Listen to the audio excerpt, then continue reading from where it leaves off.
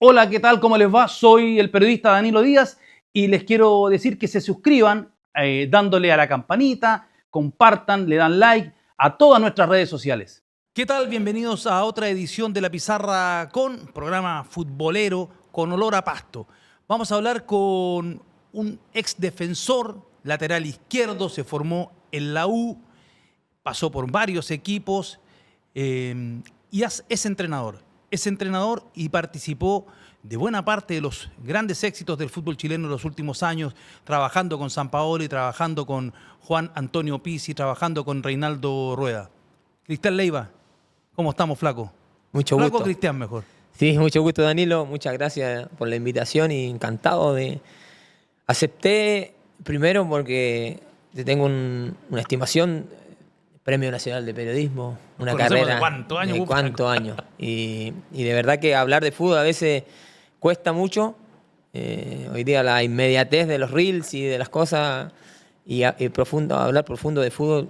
Y bueno, encantado de poder estar acá y bueno, poder recordar un poquito de esta que está arriba de la mesa, la redonda. Y estábamos recordando recién, flaco, antes de iniciar el programa, la grabación, estábamos hablando de Miguel Ángel Russo, que falleció y él te hizo debutar.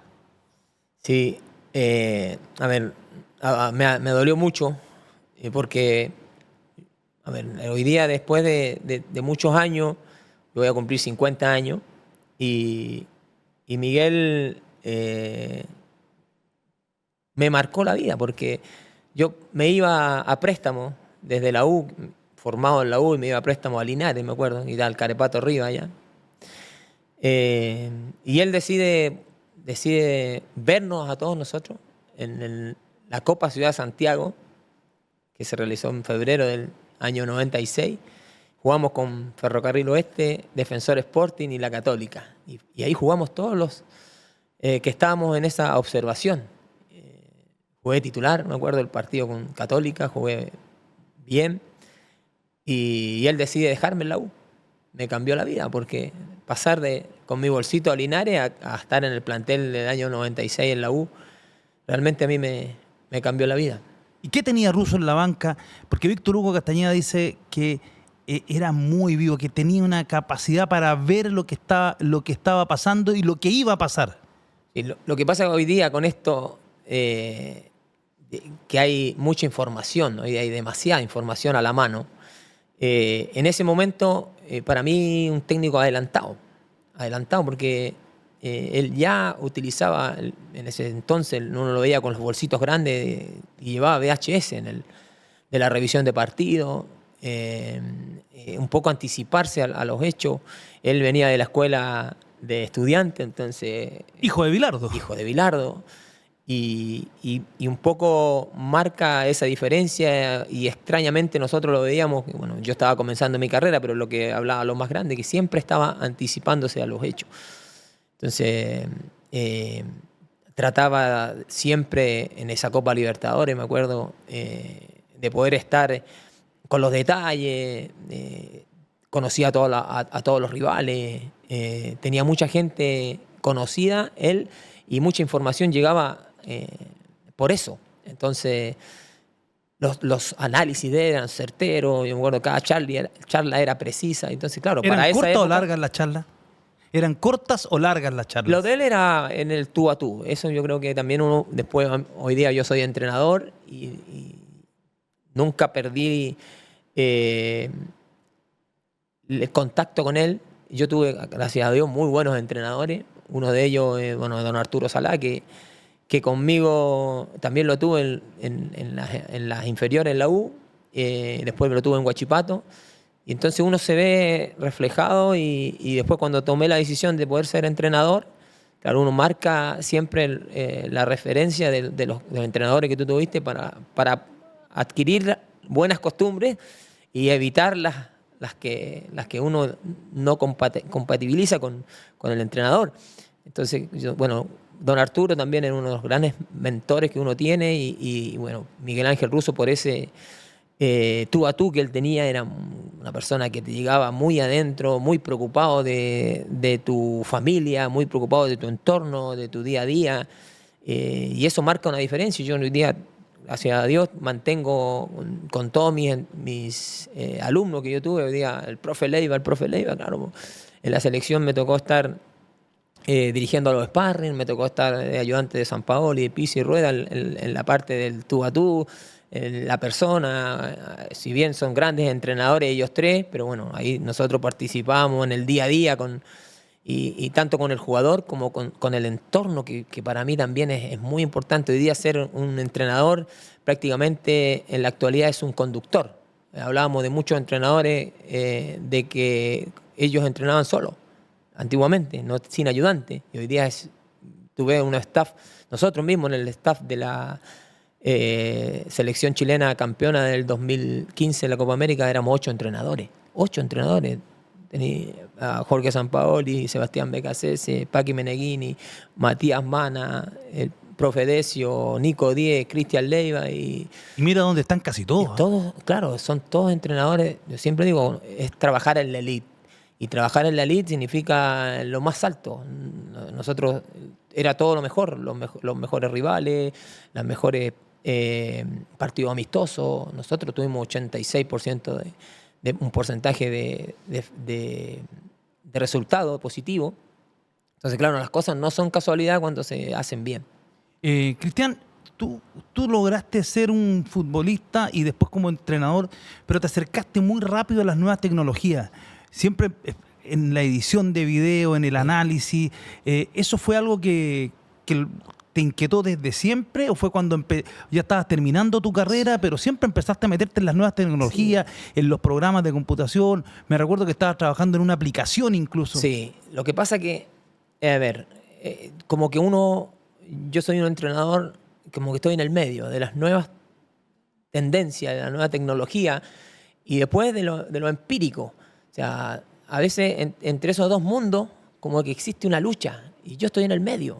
Defiendo a la gente que no jugó al fútbol, defiendo un poco a la gente que es estudiosa, pero también defiendo a la gente que ve esto como su vida, como su experiencia, que transmite eso sin tener tanta tecnología, pero también son y fueron grandes entrenadores. Hay muchos casos, el caso de José Zulantay, por ejemplo, que es una eminencia en la observación, una persona que viene de lo empírico, viene de la vida, viene de la lucha, viene de lo que él realizó. Y después, bueno, la gente nueva que también se abre espacios, se van generando, pero por eso tiene que haber, para mí, hoy en día donde uno aterriza esto, lo más importante siempre va a ser la pelota. Hay muchas historias de esta. Una vez la cuenta Reinaldo Rueda, que era entrenador del Flamengo, y entrenaban en el Maracaná. Y llegaron los GPS, los roles, el camión con la utilería, con todo perfecto. En el Maracaná para entrenar y se miraban las caras y no llegaban las pelotas. Entonces, tú no puedes realizar un entrenamiento si no hay balones. Entonces, lo esencial va a ser en lo que yo veo como el fútbol, el balón, todo parte ahí. Y después, bueno, estas nuevas tecnologías, estas nuevas metodologías, porque todo el día hablamos de metodología, todo hablamos de trabajo, y hoy día no existen los entrenadores, todos trabajan. Después, el resultado... El problema es, hay muchos que sostienen que los entrenadores, hoy día está toda la información. Están los cursos, la capacitación, está toda la información en internet, están los videos, está todo. El problema hoy día de los entrenadores es cómo manejar los grupos. ¿Coincides o no? Totalmente. Es que es un todo hoy. Como te dije yo, el entrenador hoy día pasa siendo el conductor. Grupos de trabajo de 30 personas, mínimo 30 personas. Hablaba con Ricardo García, analista de Ecuador, que gran trabajo acá en Chile, hoy día trabaja en Ecuador. Uno de los analistas que trabajó conmigo y hoy día trabaja con BKCS. Y me dicen, juegan con Estados Unidos y claro, 8 analistas. Y él estaba, claro, con su cámara analizando en vivo, a una y un ayudante. Y el otro, 8 personas. Jugábamos con Dinamarca contra los equipos europeos y veíamos la cabina, no cabían ellos y nosotros, claro, el que graba y el que analiza, 2 personas. Y ellos, grupo de trabajo muy grande. Entonces, Y van trabajando de manera inmediata, o es decir, le van enviando la información a la banca y después ya en el entretiempo le tienen que tener, no sé, cuántos videos le tienen que tener. Lo que pasa que es eso. Yo creo que hoy día hay que marcar el equilibrio entre la información, porque todos sabemos que la información es poder, pero hoy día esa información tiene que ser canalizada para donde lo más importante, que son los jugadores. A veces hay una exageración de información. ¿Y qué produce una exageración? Que el jugador se bloquea por una exageración de la información. Entonces ahí también la clave, actualmente hoy día, de ser certero. Hay momentos que el jugador necesita relajarse, necesita estar mentalmente. Bueno, uno de los aspectos importantes en el juego, bueno, todos sabemos que es la técnica, la táctica, lo físico, y tenemos lo psicológico. Y lo psicológico juega un papel, bueno, tan importante como la técnica hoy en día. Entonces, por eso también tiene que haber esa sensibilidad del entrenador para decir, bueno, tanta información, menos. A veces necesitas mucha información y a veces no la necesitas la información. Entonces, ese es el grado de conducción que hoy día tiene que tener el entrenador para decir, bueno, vamos a darle más, vamos a quitarle, vamos a darle un día libre, necesita más entrenamiento, necesita menos entrenamiento. Todo va a depender de la información y de la capacidad que tengan los jugadores. Por eso no es lo mismo de dirigir primera división, no es lo mismo dirigir jugadores de 13 años, de 15 años, 17 años. Yo afortunadamente estuve en todas las selecciones. Tengo experiencia en la 15, fui entrenador de la 15, fui entrenador de la 17, fui ayudante en la 20, ayudante en la 23 y ayudante en la mayor. O sea, y todos son distintos. Las edades son distintos, los procesos son distintos. ¿Quién los vivió antes? ¿Quién los tuvo después? ¿Qué grado el jugador tiene de aprendizaje? ¿Necesita más? ¿No necesita tanto? ¿De dónde viene? ¿Qué entrenador tuvo? O sea, tampoco esto, cuando uno lo enseña, yo hace 10 años que estoy haciendo clase, vengo llegando de Honduras, el profe Reinaldo me llevó a hacer, hice una capacitación de análisis tecnológico en fútbol en Honduras, ¿sabe cómo me trataron? Como Dios. Como una eminencia. Y después hice para un congreso de entrenadores, hice 3 módulos en 250 entrenadores de Honduras, donde hablamos de metodología de entrenamiento, donde hablamos de esto, el uso de la tecnología, y de lo otro. Fuimos módulo de cancha, de dirección del entrenamiento, y me sentí muy cómodo en un país que no lo conocía. Sí conocía a Reinaldo Rueda. Él me dejó una grata impresión, y de otro fútbol que uno va aprendiendo. El fútbol se juega en todos lados, pero en todos lados se juega de distinta manera. Recién, Cristian, tú hablabas te metiste en tu carrera como entrenador en las distintas categorías. Viene un Mundial Sub-17, lo va a jugar Chile. Venimos saliendo del Mundial Sub-20, no nos fue bien.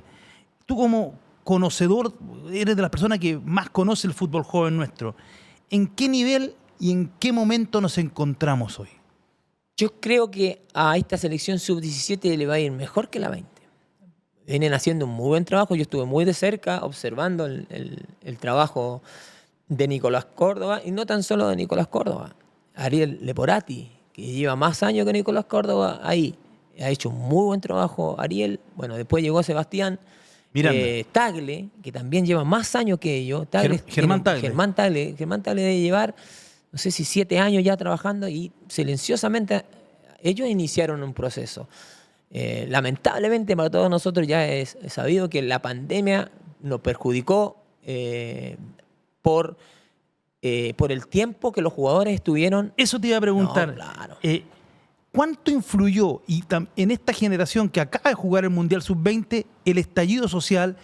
Porque a mediados de octubre se dejó de jugar, no se jugó más, y la pandemia. Porque de acuerdo a lo que hemos reporteado, conversado con otros países, nosotros fuimos los últimos en volver. O sea, esta generación que disputó el Mundial Sub-20 en Chile estuvo prácticamente 2 años y medio sin competir. Y lo otro, agregar que la Sub-20 es una edad impar. Entonces, las edades pares, que son la 15 y 17, son edades pares. O sea, los chicos de hoy son 2005, la máxima. En cambio, en la 15 y en la 17 son pares. Entonces, hay un proceso, y nosotros, ¿qué hicimos anteriormente? Adelantamos esos procesos con los sparring. O sea, las categorías 95, fueron los primeros sparring, donde estaba Echeverría, Dylan, una cantidad de jugadores. Después en los 97 lo mismo, y todos esos se adelantaban para no perjudicar a la 15, para no perjudicar a la 17 que estaba Tocal en ese momento. Nosotros adelantamos los procesos con los sparring. Y hoy día todos esos sparring son jugadores de la selección adulta. Entonces, al trabajo de la 20 ya le adelantábamos 2, 3 años.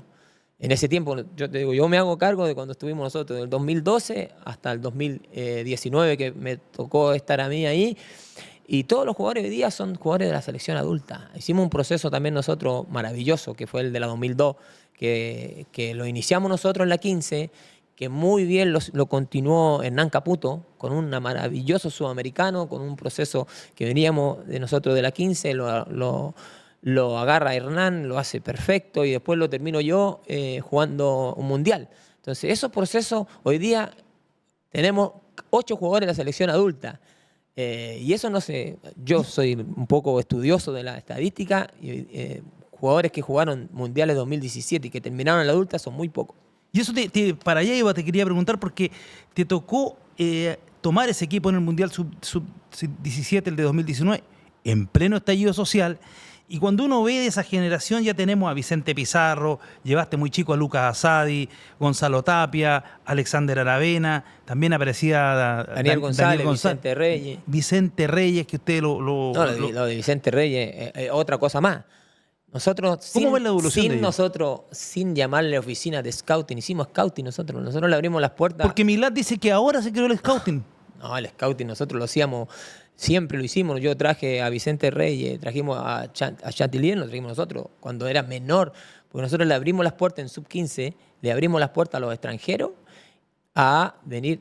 Nosotros recibíamos información y Ricardo García, una persona que fue el que trajo a Mico Albornoz, el que descubrió a Mico Albornoz, y un montón de jugadores, él mediante las aplicaciones, mediante Facebook, cruzaba los datos de las nóminas de otros países, y él le estudiaba por Facebook, le estudiaba el apellido.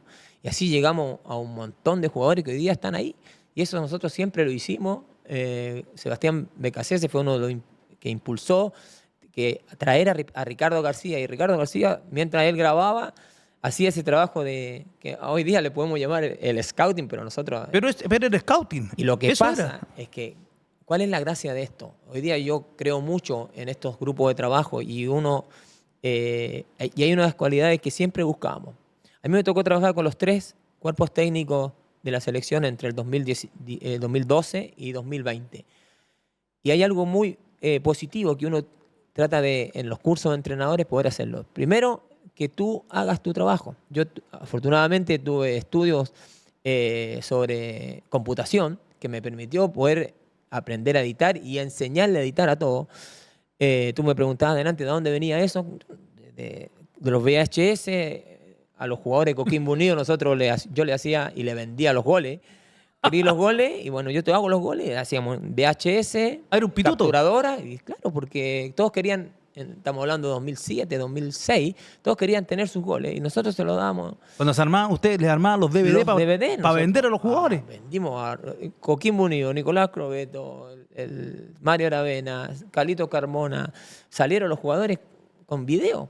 Entonces, en ese entonces, después para uno se familiarizó con eso y la posibilidad de poder ser entrenador, poder hacer un análisis y después generar en una pantalla y todas esas cosas fueron ayudando a mí, principalmente me fueron posicionando y ayudando para que a lo que yo iba en un cuerpo técnico, es realizar tu trabajo, pero también tiene que ver lo otro. O sea, yo hago mi trabajo, yo hacía mi trabajo de analista, pero también era el entrenador de los sparring, también le ayudarlo a los demás a que el objetivo final es que todo calce, que todo ande bien. Oye, Cristian, estábamos en este equipo del que te costó mucho tomar ese equipo que fue al Mundial de 2019, porque venían con mucho tiempo de trabajo con Caputo, tienes que asumir, y de ese equipo, este grupo de jugadores, ya dieron el salto.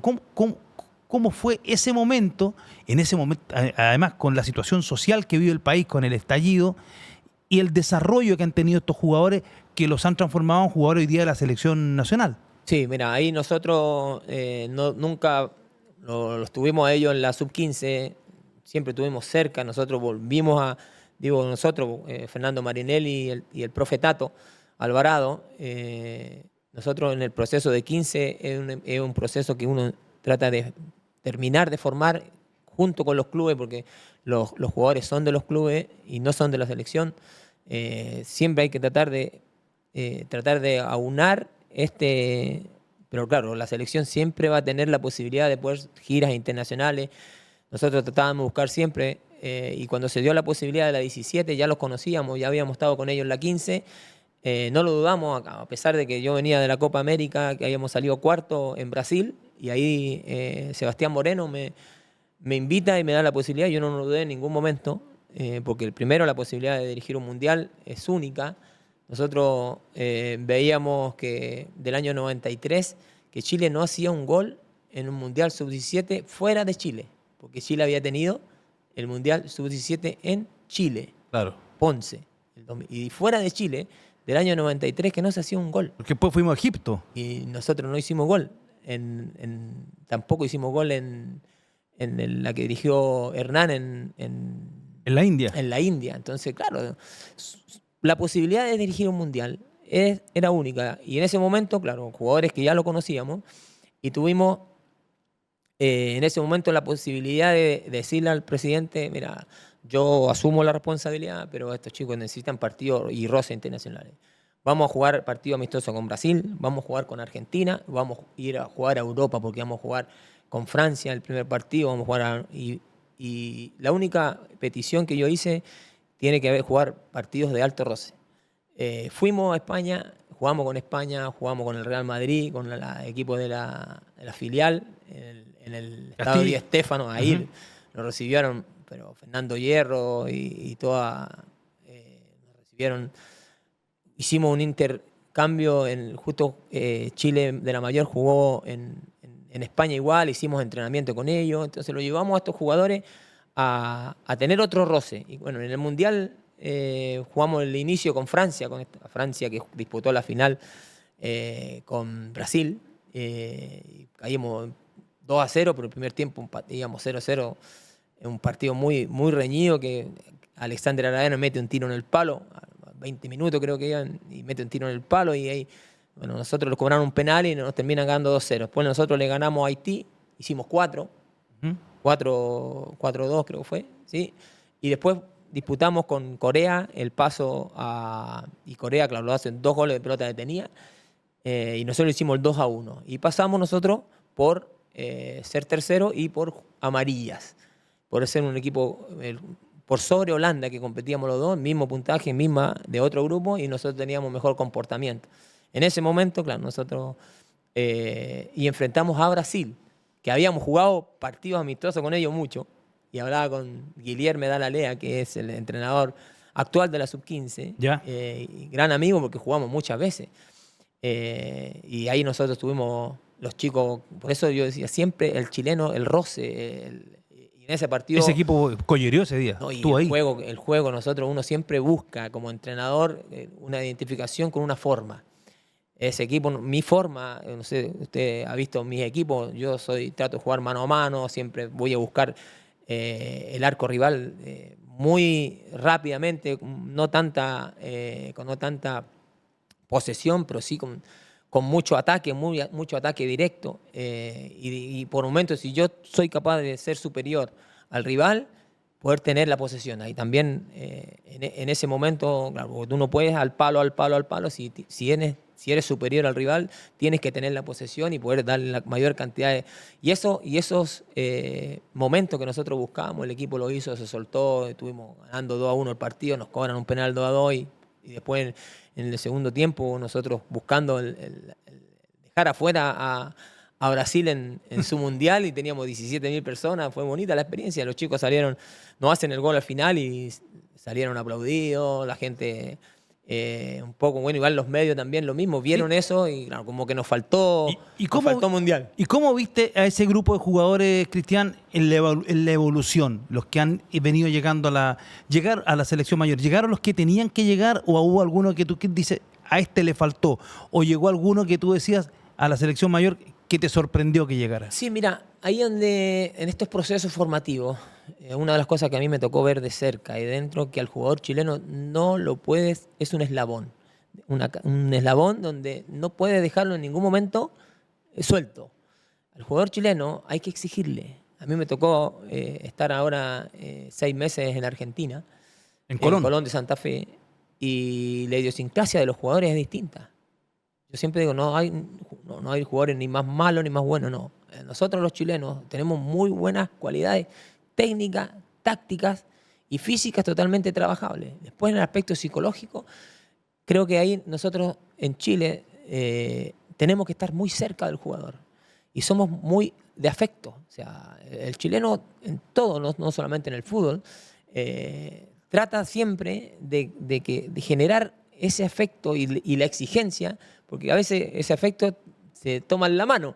Entonces, Claro. tampoco el chileno uno tiene que, tampoco tanto cariño, no, es muy... Garrote y zanahoria. Eso lo dicen todos. Como o sea, lo que hacía Mirko, yo sí. lo hizo Mirko, lo hizo Bielsa, lo hizo Sampaoli, lo hizo Pizzi, lo hicieron Reinaldo. O sea, lo hicimos. En general, lo que uno trata de hacer al jugador chileno, no perderle la pisada y darle exigencia, porque el jugador chileno rinde. Pero tienes que tenerlo cerca, tienes que darle el aspecto afectivo. A mí me ha tocado hablar mucho con scouting. Siempre pregunto, oiga, profesor, ¿usted tuvo a este jugador? Sí. ¿Qué me recomiende? Claro, lo que ven los videos, lo ven todos. Pero yo pues veo la interna, lo que te digo, lo de Miguel Ángel Russo, eso nos dejó. Yo nunca dejé, hasta el día de hoy, de poder hablar con los jugadores que yo los tuve.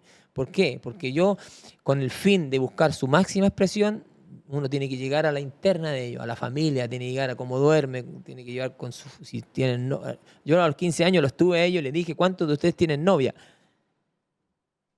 Y ninguno tenía novia. Y hoy día lo veo 22 años y les pregunto, ¿cómo están con las novias? O sea, son procesos que ellos...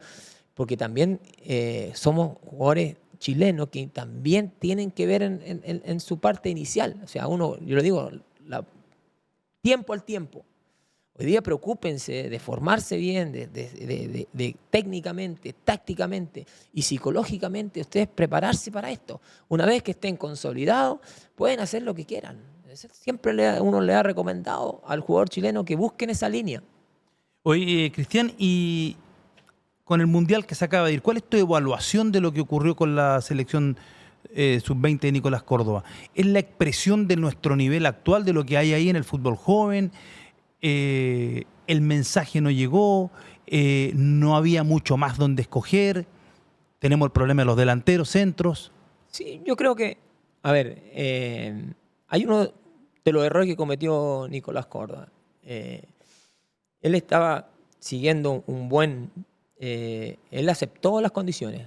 Ya sí, el escenario y el diagnóstico está hecho del 2000, después de la pandemia está hecho el diagnóstico. Un año después estaba hecho el diagnóstico. Entonces tú sabes a lo que venías. Entonces, en base a eso, él venía haciendo un muy buen trabajo con todas las selecciones, la 15, la 17, incluso habían hecho selecciones sub-16, habían participado. Y cuando viene el momento de tu mundial en casa, pasa lo de Ricardo Gareca. Y ahí lo ponen a Nico expuesto a la selección adulta. Y ahí, claro, yo dirigí mundiales. Y el mundial no hay nada que uno puede dejar al azar. Porque estás a la vista de todos los detalles, todo el país está pendiente, porque son mundiales. O sea, tanto el país y después la cara. Entonces, claro, entre medio eso, a un mes del mundial, en tu casa... Menos de un mes. Menos de un mes te ponen a dirigir. Y tienes que analizar, porque para hacer una nómina, eso yo me río, porque nosotros cuando hacíamos Sampaoli, Pizzi, Rueda, tenían que hacer las nóminas para la selección, un estudio total. Yo tengo, hasta el día de hoy, Danilo, tengo guardados todos los análisis de los jugadores, los minutos, no con datos, sino con imágenes, del 2012 hasta que yo me fui el 17 de septiembre del 2020, todos los minutos de cada jugador seleccionable para la selección chilena. Y no estamos hablando de los 23 o 27 que van convocados, sino que de 60 jugadores convocables. Entonces, si nosotros, los analistas, le queríamos presentar un jugador al entrenador, teníamos que presentar las imágenes. Y la imagen con el concepto que nosotros había una línea que seguir, tanto con Sampaoli, con Pizzi, con Ruedas, siempre hubo una imagen y eso nosotros estaba permanente de análisis y hay imágenes de todo. Entonces, a mí de veces dicen, no, que lo llamaron, no, ¿y la imagen qué hacemos? ¿Éramos nosotros lo que...? Porque se dijo, en su momento Cajicao dijo que no había nada, que no había quedado nada. Le voy a prestar a Cajicao los 5 discos duros que yo tengo guardados todavía. Yo me presenté una vez con Cajicao a conversar con él y claro, es desinformación. O sea, uno no puede... ¿Y qué te dijo cuando le dijiste tengo estos 5 discos duros con toda esta información? Un momento hablamos de la realidad del fútbol. Yo se lo hablé a Pablo Milad porque él llega en agosto y yo me voy en septiembre. Imagínate, yo tuve una conversación con Pablo Milad antes de tomar la decisión de irme. Yo me fui de la selección a Iquique. Entonces, claro, tuve la posibilidad de conversar y, claro, no tuvimos una buena... no pensábamos igual y, bueno, yo me terminé yendo a Iquique. En este sentido, lo que pasó con Nicolás Córdoba, sus declaraciones generaron mucha polémica, se instaló casi como una caricatura lo de las métricas. ¿Tú en qué crees que él tenía razón y en qué crees que se equivocó? No, a ver, primero o tenía razón y lo dijo mal. Sí, a ver, nosotros es muy difícil para uno poder hablar de los colegas en qué se equivocó, porque todos nos equivocamos. Nosotros elegimos esta profesión y esa es la peor profesión que hay, porque nos equivocamos siempre. O sea, cada vez que hay una pérdida, el único responsable siempre va a ser el entrenador. Y la estadística de todos los entrenadores, perdemos más veces que las que ganamos. Entonces, en la dinámica nuestra es eso, es tratar de... Creo que lo que quiso decir se equivocó claramente porque después se hizo una caricatura de las métricas y nosotros desde el año 2014 que existe Wisecout y que existe Instat, que hoy día es una sola, es Hudl, que te entrega los informes de 29 páginas de un partido y son métricas que uno tiene que analizar y son números, que a la larga los números son esos y después uno los utiliza como para tomar decisiones a favor y en contra de lo que tu perspectiva tiene de esos números. Cristian, te tocó trabajar con Jorge Sampaoli. ¿Cómo definirías el trabajo, lo más trascendente que hizo Sampaoli con la selección nacional? Porque está la Copa América 2015, la clasificación al Mundial. ¿Cuál era tu rol? ¿Cómo se iban empapando de lo que él quería? ¿Y qué fue lo más relevante que él dejó en la selección? Mira, yo con Jorge Sampaoli empecé a trabajar en la U en el año 2012 y creo que una de las cosas que él transmite, lo que él transmite, tiene una fortaleza en un mensaje que él tiene muy potente y que trata de llevar al jugador a su máxima expresión dentro de la cancha. Él era capaz de convencer a un grupo, a un puñado de jugadores de una idea y los jugadores iban con esa idea. O sea, yo creo que no hay ningún jugador de la época de los que fueron consolidados y que logramos tener ese título en el 2015. Y esto venía ya es Vox Populi, que lo han dicho muchos jugadores desde el 2014, de lo que pasó en el vestuario. Mundial, y en el vestuario hablaron. Mundial, claro, eso fue un juramento, pero fue un poco más allá de que, y lo hizo creer de que se podía. Por eso yo siempre he sido de la idea y voy a ser siempre de la idea de poder llevar a los jugadores a la máxima expresión siempre y cuando la competencia sea a ese nivel. O sea, jugar un partido con equipos que en el papel son inferiores, o sea, claro, vaya a tener mucho más posibilidades de ganarles a esos equipos, pero no te van a desnudar cuáles son tus falencias, no te van a dudar o no te van a hacer creer que tú eres, porque es tu obligación ganarle a un par. ¿Te puede servir quizás como para ir agarrando funcionamiento antes de ir al otro partido? A ver, ¿ya no? Chile yo siempre digo, a ver, nosotros que estuvimos adentro, ver a un Chile que no presione es otro Chile. Por lo menos el que yo viví era uno de las principales ideas en el aspecto defensivo, que era la presión inicial, que era ir a buscar al rival ya desde el inicio, cuando ponen el inicio del juego el rival, ir a buscarlo. Eso, yo tuve 99 partidos en la selección y tenemos los análisis y todo, y no, una sola vez fue el partido Colombia en Barranquilla, que se... Por la temperatura. Pero que Y la como, humedad. como, claro, yo me acuerdo que como que se intentó y los jugadores como que se miraban entre ellos y que no, vamos a presionar, si Chile es eso. O El sea, día que iban ganando 3-0 en el primer tiempo. claro, entonces yo no concibo a un Chile que no presione. Después vamos todos de acuerdo que no se puede presionar todo el partido, que hay que estar preparado físicamente, que hay que estar preparado psicológicamente en esto. Pero la mejor forma de estar preparado psicológicamente es siempre llevando a esos niveles. ¿Y cuál fue la evolución del equipo? ¿Cómo era el equipo que juega el Mundial de 2014 de San Paolo, el que consigue la clasificación en la eliminatoria? Y la diferencia del equipo que sale campeón de América 2015, porque mirándolo me da la impresión que la primera etapa era un equipo mucho más intenso, más físico. El segundo equipo, ya el que juega la Copa América, es un equipo de mucho más traslado, más posesión. Sí, lo que pasa es que en esto tiene que ver mucho el conocimiento que tienen los rivales con Chile. O sea, nosotros lo que fuimos a hacer primero en la eliminatoria, después en el Mundial, claro, fue como una sorpresa Chile para todos. Yo también tuve acceso a poder conversar con otros analistas. Bueno, nos conocimos en este medio, nos conocimos todos. Y claro, el Chile del 2000, de la eliminatoria, más el Chile del Mundial, es un Chile que sorprendió a todos.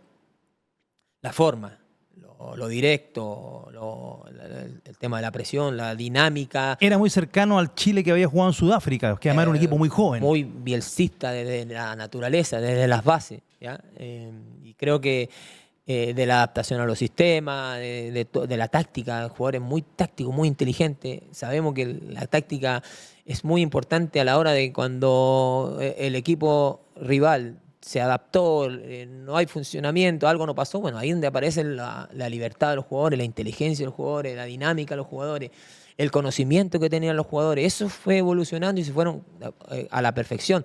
Después, bueno, del Mundial al del 2015, claro, hay semejanza dentro de la base, pero después seguimos evolucionando al 2016, nos costó a Juan poder adaptar. Juan Pizzi. Claro, adaptarnos, tuvimos 3 derrotas consecutivas, Jamaica, México y Argentina en la Copa, esos 3 partidos que te estaban pidiendo la cabeza de Juan Antonio Pizzi.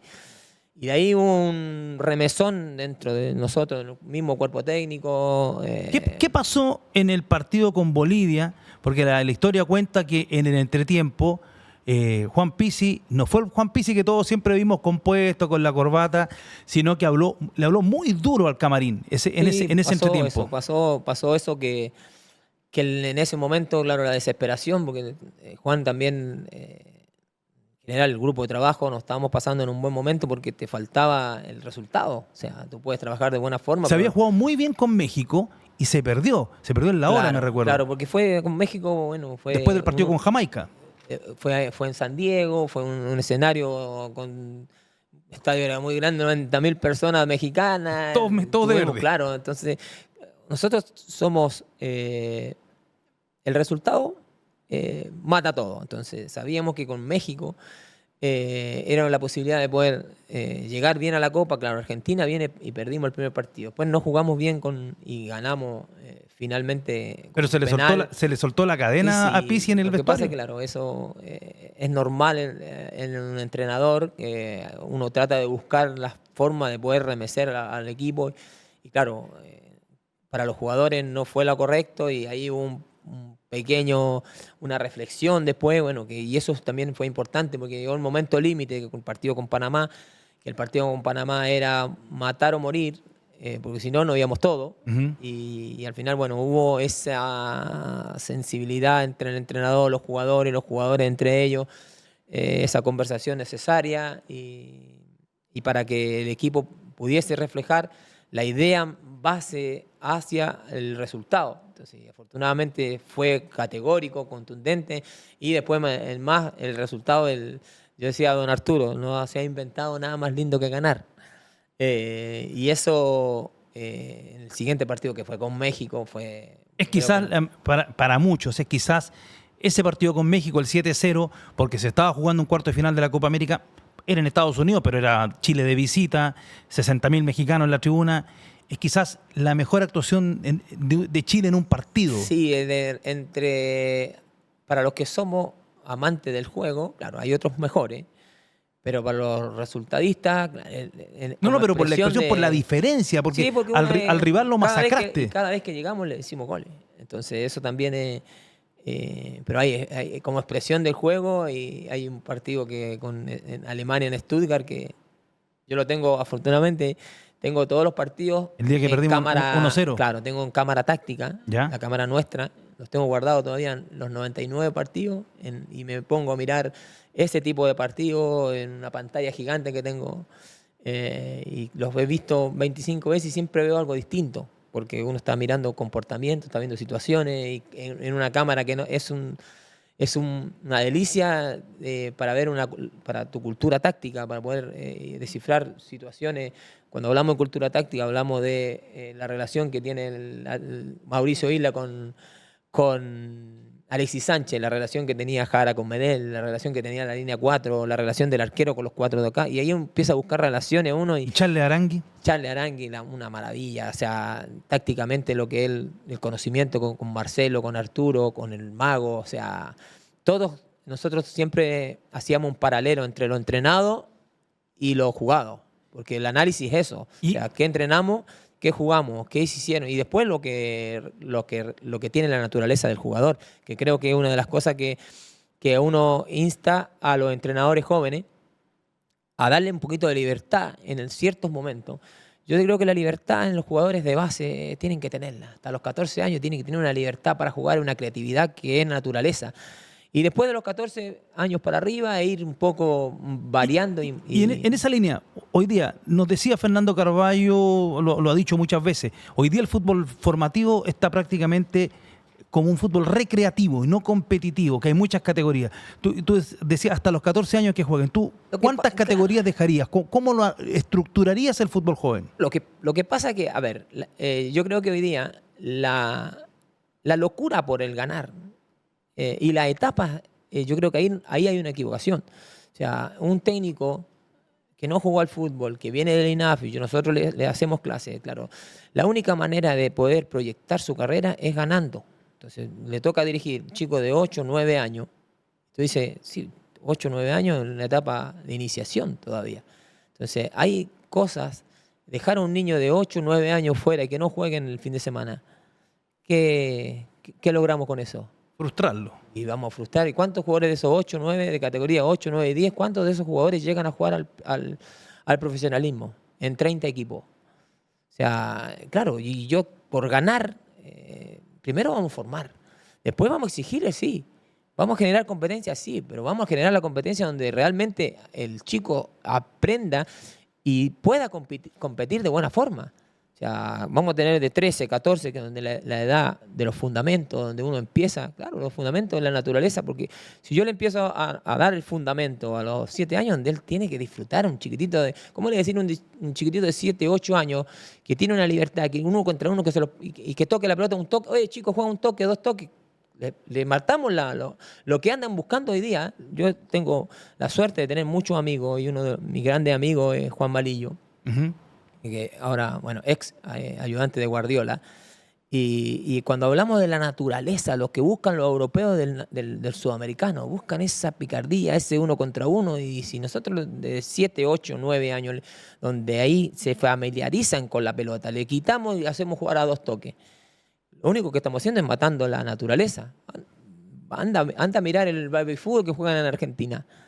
Todos chicos gambeteando, pisándola hasta los 8 o 9 años. Después vamos a gambetear a un niño de 14 años que se va a caer, porque no tiene la base, no tiene la naturaleza. Lo que hoy día nos cuesta a nosotros es buscar, y son los que más valen. ¿Y esto lo viste en el Mundial, en este sub-20? Chile y los otros equipos en general, los demás equipos también. Mira, los jugadores que mayor valoración tienen. En este Mundial pasó algo especial. Los mejores jugadores no estaban por un tema de edad, porque a los 20 años ya están fuera. Los niños de hoy día, los 17 años marcan diferencia, boom, ya están en los mejores equipos, valen lo que valen por eso y valen lo que vale por su naturaleza, más por esquematizar o por buscar temas físicos. Nosotros sabemos que Por eso uno llama siempre a que los equipos nacionales tengan infraestructura, tengan equipos multidisciplinarios, tengan el trabajo psicológico, tengan a la nutricionista, que le enseñen a los chicos y que le den la posibilidad, porque ¿cuántos de los niños pueden tener un desayuno, por ejemplo, antes, un preentreno y un postentreno? O sea, si no te lo da el club, Imposible. imposible. Y eso se lo estamos dando. Hay equipos, sí, yo soy muy de buena fuente, que Coquimbo lo hace, Iquique lo hace, O'Higgins lo hace, y la U lo puede hacer, y hay Los grandes, equipos claro. los pueden hacer. Pero la idea es que lo tengan todos. Pues, después nosotros... Cristian, y en la planificación, en el armado con Sampaoli, también con Pizzi, bueno, están los partidos, pero está también el jugador. Por ejemplo, frente a Países Bajos, que se llama hoy día, cuando Chile pierde en la cancha Corinthians, En la arena. se podía haber planificado mucho, pero Robben era imparable, ¿no? Eso lo hablamos con Jara 1000 veces. Nosotros teníamos el historial completo de Robben, el historial completo de ese enganche. Teníamos 157 enganches del mismo enganche. Entonces lo hablábamos con Jara y decía, oye, el problema no es el enganche, el problema es cuándo lo va a hacer. Entonces sabíamos esto, y es más, nosotros, a mí me tocó seguir a Holanda, estuve en Onderlo viendo la preparación de ellos, después fue un partido en Rotterdam, también estuve ahí, después en el Mundial lo seguí también, y hasta el último momento no sabíamos cómo iban a jugar, porque iba cambiando, iba modificando, después termina jugando Kuyt, termina jugando lateral volante. Entonces para nosotros era fundamental poder tener ese partido para poder zafar de Brasil, para poder buscar una llave. En mayo había ido a Recife a ver el partido México-Croacia, pensando en que el rival iba a salir de esa llave, con la confianza de que íbamos a ganarle a Holanda, y claro, y terminamos jugando con Brasil. Tú que estuviste en la cocina de dos partidos históricos, ya hablábamos el de México, el de la Copa América 2016, pero dos partidos históricos. El partido con España en Maracaná, el 2-0, y el partido con Brasil en el Mineirao. ¿Cómo se armaron? ¿Cómo se prepararon? Porque Chile elimina al campeón del mundo y tuvo ahí a Brasil. Sí, son dos partidos que marcan la historia difícil, porque claro, el del Mineirao era pasar. Es más, en ese partido yo estaba en Río de Janeiro, lo vi en un bar, porque después, terminado ese partido, se jugaba Uruguay y Colombia. Uh-huh. Y era muy complicado digerir el partido. Yo me recuerdo que, como jugaba el equipo después, yo tenía los 2 tickets de cortesía que nos iban al partido, y me quedé llorando porque el esfuerzo, estuve 60 días fuera de Chile. Me había ido a ver la preparación el 2 de mayo, y viendo la preparación de todos los equipos antes del Mundial, y después me fui directo a Brasil. Y después como que sentí el golpe de la eliminación, y como me puse a llorar. Un policía me revisaba la mochila, y yo decía, voy, no voy. Y dije, pues, entré igual al estadio. Uh-huh. Pero el esfuerzo que en general todo, eso uno lo remarcan los jugadores primero, y después nosotros en el equipo, los grupos de trabajo que teníamos, que era enorme, y que por eso la intención de poder capitalizar todo eso después en un logro deportivo que quede en la historia, creo que por eso salió el juramento, y que bueno, cuando veníamos todos de vuelta, la posibilidad de la Copa América era sí o sí. Y afortunadamente, bueno, con la historia en la mano, fue lo más maravilloso que puede haber pasado.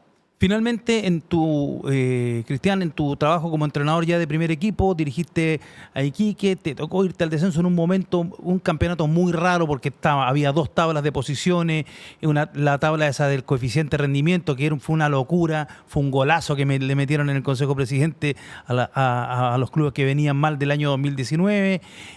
Pero hay un dato, ustedes jugaron bien al fútbol con Iquique, bajaron, y la gente los fue a esperar y a recibir al aeropuerto. Es que, a ver, nosotros bajamos por la tabla ponderada, no bajamos por la tabla del año. Claro, y nosotros...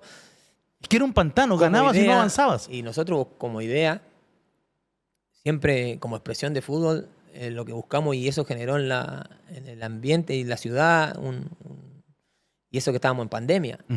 Una identidad con el equipo. Nosotros ganamos en el Monumental 2-0 al equipo de Quintero, que estamos con ellos peleando. Después, bueno, el Alaú nos empata con Ángelo Enrique en un gol en el último minuto. Y Calera, que estaba disputando la punta con Católica, vamos y le ganamos con un hombre menos en el Mainero, en la Calera, con el relato ahí y de que partidos claves para nosotros que mostraron una identidad y bueno, y eso hasta el día de hoy la ciudad nos hace ver eso. Claro, después a mí me toca quedarme ahí. ¿Y te costó en el ascenso? ¿Te costó la diferencia de categoría? Claro, en la base que rápidamente nos habíamos afianzado, no pudo seguir Avendaño, no pudo seguir Zanahoria Pérez, que es uno de los jugadores que nos tocó, y hasta el día de hoy mantengo una comunicación con él, porque dice, fue un momento donde él disfrutó, donde en el arco el equipo salía de memoria con Bruno Gutiérrez, que Bruno Gutiérrez jugó conmigo, después no jugó nunca más. El Centeno, que también después al año siguiente se retiró, Hans Salina, Diego Orellana en el centro, también no lo pudimos retener. Después, bueno, Lorenzetti, que sí lo pudimos retener, pero claro, estaban al borde del retiro. Y no pudimos armar un equipo y tuvimos mala suerte porque perdíamos los partidos en el último minuto, siempre perdimos 3 partidos seguidos. Después ganamos los 8 siguientes, los remontamos y después volvimos a perder 3 seguidos. Entonces, yo siempre digo, cuando uno pierde 3 partidos seguidos, el cuarto, yo no sé si hay que revisar todo, pero bueno, es lo que nos pasa a los entrenadores. Hoy día no existen los procesos, hay que ganar, hay que buscar ganar, pero también yo soy un entrenador que parte de la base de la formación. Creo que hay que formar a los jugadores.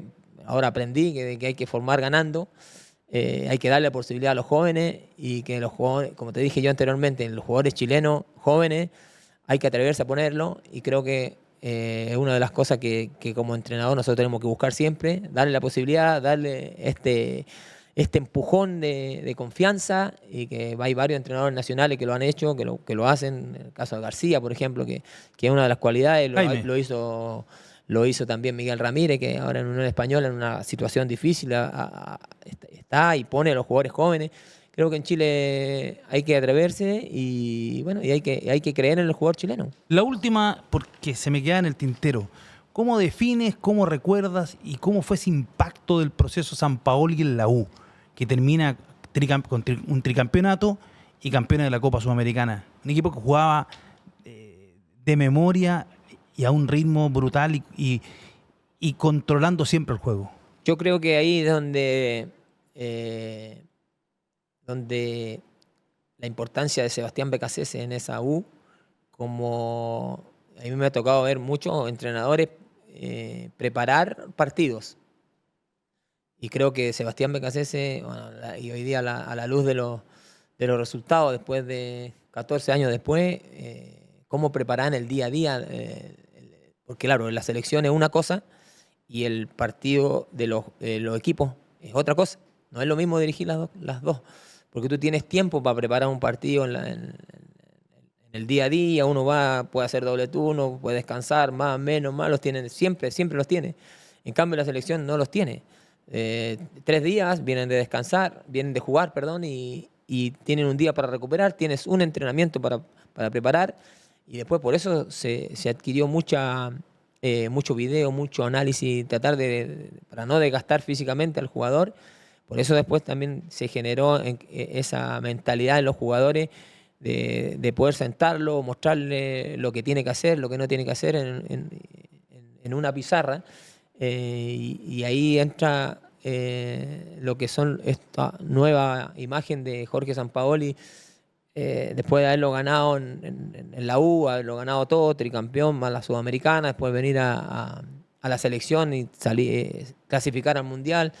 Y yo creo que bueno, faltó una etapa, y yo creo que faltó la vuelta de él acá a Chile. Yo creo que se debe un espacio. Yo a veces voy y la imagen que hay de él es una imagen distorsionada, porque él tampoco ha hablado. Entonces, uno lo conoce por completo, en todo lo que es la parte profesional, la parte humana también, y creo que disfrutamos con resultados, disfrutamos del juego, y bueno, creo que en algún momento va a tener que volver a Chile. Ahora sí la última. ¿Qué te dejaron Juan Pizzi y Reinaldo Rueda? Mira, liderazgos totalmente distintos, los tres.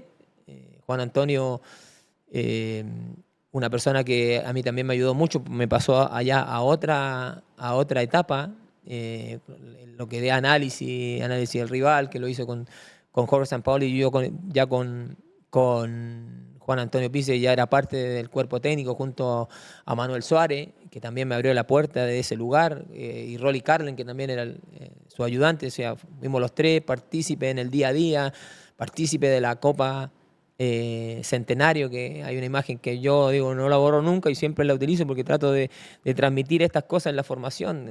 Hace el gol el Gato Silva, inmediatamente cambian el plano, y en ese plano salimos nosotros los cuatro abrazados y acordándonos de los momentos duros y difíciles que vivimos, y con una alegría nos dimos un cambio en la cama doble, y seguimos abrazados porque nos fue satisfactorio. Yo le agradezco mucho el espacio que él me generó, y así hablar de los grupos de trabajo. Y después de don Reinaldo Rueda, creo que nosotros, otra persona que primero que nos farreamos, porque le tocó también lo difícil, la crisis social, después le tocó la pandemia. Y el recambio.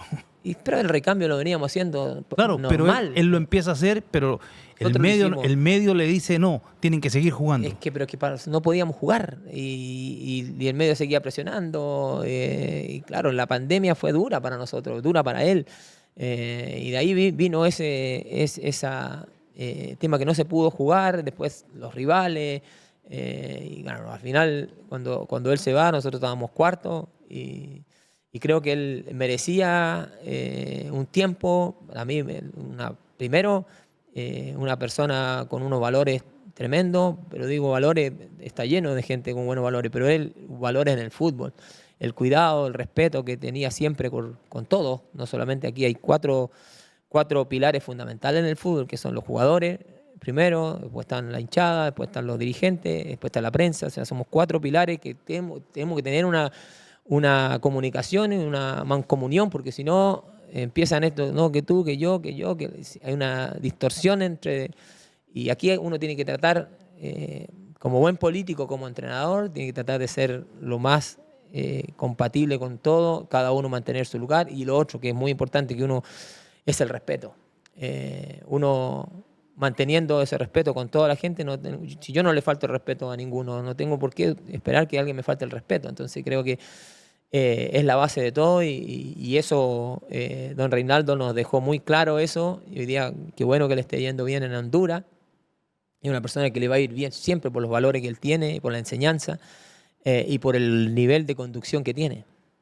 Perfecto. Cristian Leiva, muchas gracias. Pasamos volando. Muchas gracias, Danilo. Muchas gracias por acompañarnos una vez más con la pizarra hoy día con el Flaco Leiva. Hola, ¿qué tal? ¿Cómo les va? Soy el periodista Danilo Díaz y les quiero decir que se suscriban dándole a la campanita, compartan, le dan like a todas nuestras redes sociales.